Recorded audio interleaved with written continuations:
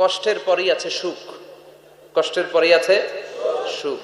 আমাদের জীবনে সুখ বেশি, কষ্ট কম।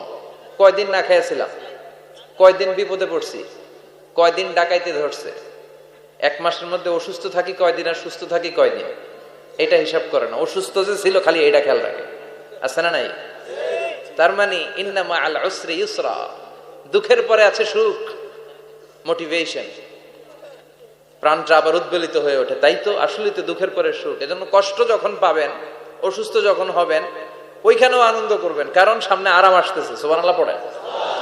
মুমিনের হারাবার কিছু নাই, দুঃখ পাওয়ার কিছু নাই। মুমিন অসুস্থ হলে অসুস্থতার মাধ্যমে তার রোগের মাধ্যমে তার গুনাহ ঝরে যায়, সে আল্লাহর কাছে প্রিয় হয়ে ওঠে। তা আমাদেরকে কেউ হারাইতে পারে? কথা বলেন, আমাদের কেউ ভয় দেখাইতে পারে? মোটিভেশনাল সূরা সূরাতুল ইনশিরাহ আর সূরাতুদ দুহা, এখানে অনেক হিউজ মোটিভেশন আছে। যারা হতাশ, যাদের জীবন ভাল লাগে না, মরে যেতে মনে চায়, গার্লফ্রেন্ড গালি দিছে, আছে না নাই? আবার বয়ফ্রেন্ড গার্লফ্রেন্ডের গালি দিছে, এ ওড়না পেঁচায়া ফ্যানের মধ্যে ঝুলে আত্মহত্যা করে। কত বড় পাগল, তুই মরলি কেন? গালি দিছে তো কি হয়েছে? হ্যাঁ, বুঝতে চায় না, হতাশ হয়ে যায়। আর বয়স কম তো, ইচড়ে পাকা, অল্পতে কাবু হয়ে যায়। এই সূরাগুলো পড়ে না, এখানে আশার বাণী আছে। আজকে আমি জানি কথা শোনাবো আপনাদেরকে, শুরুতে আগে সংক্ষেপে বলে দিই। এই সূরার মূল কথা হচ্ছে, মানে সেন্ট্রাল থিম বা সাবজেক্ট ম্যাটার সূরাতুদ দুহার কেন্দ্রীয় আলোচ্য বিষয় হচ্ছে নিরাশ হবেন না, হতাশ হবেন না, হাল ছাড়বেন না, ভরসা রাখবেন কার উপর? মুমিনরা নিরাশ হয়, হতাশ হয়, হাল ছাড়ে নাকি ভরসা রাখে? কার উপর ভরসা? কার উপর? না নৌকার উপর, ধানের শীষ, নাঙ্গল, হাত পাখা, দাড়িপাল্লা, ভরসা থাকবে একজনের উপর। চিল্লায় বলেন, তিনি কে? Never be sad, never lose hope. Every time you feel like you cannot go on, you feel so lost that you are so alone. Don't despair and never lose hope, 'cause Allah is always by your side.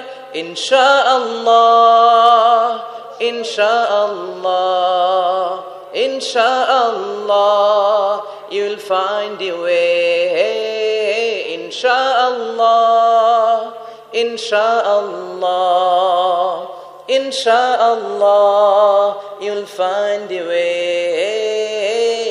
Every time you feel like you cannot go on, you feel so lost that you are so alone. Don't despair and never lose hope, 'cause Allah is always by your side. Insha'Allah, pardon? Insha'Allah, Insha'Allah, you'll find a way. Insha'Allah, Insha'Allah, Insha'Allah, you'll find a way. ঠিক কি না? কি সুন্দর nasheed. Never lose hope, you will find your way. তুমি তোমার পথ খুঁজে পাবে। আমাদেরকে পথ দেখায় কে? আল্লাহ। এজন্য সূরাতুদ দুহার কেন্দ্রীয় আলোচ্য বিষয় হচ্ছে হতাশ হওয়া যাবে না, নিরাশ হওয়া যাবে না, হাল ছাড়া যাবে না, ভরসা রাখতে হবে একজনের উপরে। চিৎকার করে বলেন, তিনি কে? আল্লাহ। হতাশ যারা, ফ্রাস্ট্রেটেড, আপসেট পিপল, তাদের জন্য, হতাশ ব্যক্তিদের জন্য এই সূরাটা একটা আলোকবর্তিকা, একটা আলোর মশাল। এই সূরাটা পড়লেই হতাশ ব্যক্তিরা মনে শান্তি পায়, আশা ফিরে পায়, দিক ফিরে পায়। ঠিক কিনা? এই সূরাটা নাজিল হওয়ার একটা ব্যাকগ্রাউন্ড আছে, শুনবেন।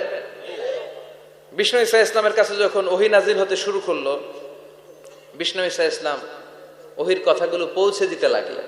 যাই নাজিল হতো বিষ্ণুনবী পৌঁছে দিতেন, বিশ্বনবী সাহাবাদের কাছে শেয়ার করে দিতেন। যেটাই নাজিল হতো তিনি পৌঁছে দিতেন, যেটাই, কারণ আল্লাহর আদেশ, ইয়া আইয়ুহার রাসূল বাল্লিগ মা উনজিলা ইলাইক, ও নবী আপনার কাছে আমি ওহী থেকে যা নাজিল করি সব পৌঁছে দেন, একটাও গোপন করা যাবে। আল্লাহর কাছ থেকে বিশ্বনবী যে সমস্ত মেসেজ, ইনফরমেশন, তথ্য, রেভেলেশন, ওহী পেয়েছে, একটাও কি বিশ্বনবী গোপন করেছে?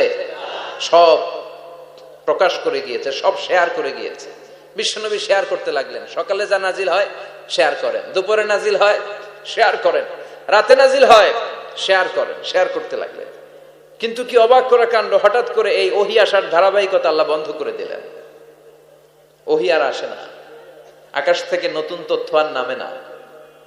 ঘটনা কি? ওহী আসে না কেন? তথ্য আসে না কেন? জিব্রাইল আসে না কেন? কোন বর্ণনা এসেছে 15 দিন, কোন বর্ণনা 1 মাস, 3 মাস, এমনকি 6 মাস পর্যন্ত বর্ণনা পাওয়া যায় যে বিশ্বনবীর কাছে 6 মাস ওহী আসে নাই। বিশ্বনবী তো অবাক, ঘটনা কি? ওহী নামে না কেন? আর ওহী না আসলে তো বিশ্বনবী শেয়ার করতে পারে না। এতদিন যা আসতো বলে বেড়াতো, এখন আসেও না, বলতেও পারে না।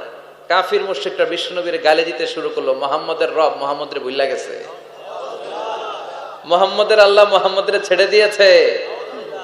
বিশ্বনবীর চাচি আবু লাহাবের স্ত্রী উম্মে জামিল বলতে শুরু করলো, কি মুহাম্মদ, তোমার শয়তানটা তোমার কাছে আসে না? না, শয়তান দ্বারা তিনি জিব্রাইলকে বুঝিয়েছেন যে তোমার জিব্রাইল তোমার কাছে আসে না। এভাবে সবাই গালমন্দ করতে শুরু করলো যে মুহাম্মদের আল্লাহ মুহাম্মদকে ভুলে গিয়েছে। বিষ্ণু ঈসা ইসলাম নিজেও হতাশ হয়ে গেলেন, কি রে ওহী আসে না কেন? আমার কোনো ভুল হচ্ছে না তো? আমার কোনো অপরাধ হয়ে গেল না তো? আল্লাহ কি আমার উপর অসন্তুষ্ট হয়েছেন? আল্লাহ কি আসলেই আমারে ভুলে গেছেন? আল্লাহ কি আমাকে ত্যাগ করেছেন? তিনি কি আমার উপর রেগে আছেন? আমরাও মাঝে মাঝে এরকম হতাশ হয়ে পড়ি। এরকম হতাশ লোক আছে না নাই? কিরে আমার দোয়া কবুল হয় না কেন? আল্লাহ আমার ডাকে সাড়া দেয় না কেন? আমার জীবনে এত দুঃখ কেন? আমার জীবনে তো ভালো কিছু হয় না, খালি সব কষ্ট আমার কেন? এরকম আছে না নাই? এরকম হতাশদের জন্য এই সূরাটা একটা আলোকবর্তিকা, মোটিভেশনাল সূরা। আলহামদুলিল্লাহ পড়েন। বিশ্বনবীকে আল্লাহ আশ্বস্ত করলেন আর এই সূরাটা নাজিল করলেন আর বললেন, ওয়াদ-দুহা, ওয়াদ-দুহা, দুহা মানে আলো, দুহা মানে আলো, প্রভাতের সূর্য কিরণের শপথ। Look up, the sunlight, it's a very beautiful day out there. ও নবী হতাশ হবেন না, বেরোন, সকালের সূর্যটা কত সুন্দর, কি ঝলঝলে পৃথিবী, ফকফকে আর তকতকে, দেখলেই মনটা ভরে যায়, ঠিক কি না? দোহা, দোহা মানে আলো, আশার আলো, সম্ভাবনার আলো। আমাদের জীবনে